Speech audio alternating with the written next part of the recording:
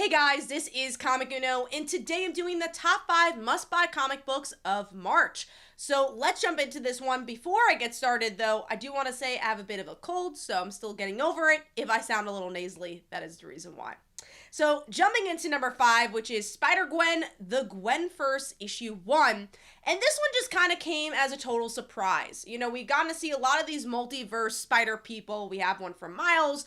We have even Gwenpool. We have a lot of these stories in the past couple of years, and some of them work, and sometimes they feel like, okay, they're just doing this because they, Spider-Gwen worked and Gwenpool worked. But this one, I felt like there was an actual story to be told, where we get to see Gwen trying to figure out her role in her own universe because of her commuting to the 616, and we get to see how that affects her relationships with MJ and her father, and then that's how they tie into these other alternate reality Thors or Hulks and these other characters is actually by the core of an emotional standpoint of Gwen, and how these other Gwens kind of showcase a different version of her, a different facet of her personality, and I thought that worked really well for the series, which is why it's my number 5 pick.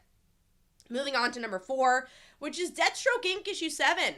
Surprisingly enough, they did not reveal Respawn's identity in Robin, but instead in Deathstroke Inc. issue 7. I thought the artwork was really clean for this one, and then also just really emotional. We get a really good Deathstroke family story. Again, we get the reveal of Respawn, which go check out the issue if you want to find out who that is, but then we also get the dynamic between Rose and Deathstroke, and I thought that was really a highlight, and honestly got me interested to see where is Deathstroke Inc. going to go in the future.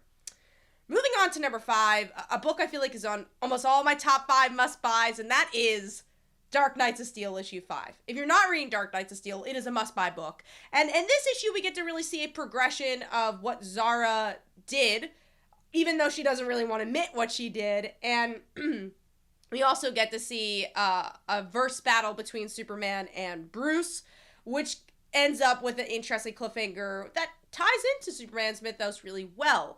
So it was just a well-balanced story, and it's just such a good series. Every issue, you don't know what's going to happen next, and it honestly is at the level of Injustice Gods Among Us with how many twisted turns are in that series and how character-driven that series is. And it's just so different because of the more medieval standpoint and fantasy standpoint for the series there as well, and the artwork is so good as well. It's bright, and that's kind of a difference between some of the other medieval fantasy stories that we usually get. Moving on to number 2, which is Crossover issue 12, and man, oh man, the Negan and Robert Kirkman scene totally makes this one, where we literally get to see Robert Kirkman talk to his creation to say, this is why I did things, and it really humanizes this big creator like Robert Kirkman, and showcase him as a comic book creator, not just this kind of multimedia mogul. And I thought that was such a great move, as we get to see progression with Donny Cates interacting with his own creations as well, and where the bigger crossover storyline's gonna go. So that is my number 2 pick. Moving on to number 1, which is Shadow War Alpha issue 1. I do not want to spoil what happens here, but there are so many twists and turns in this issue. The artwork and the page turns for this one are so good, and it really shows how to do an event.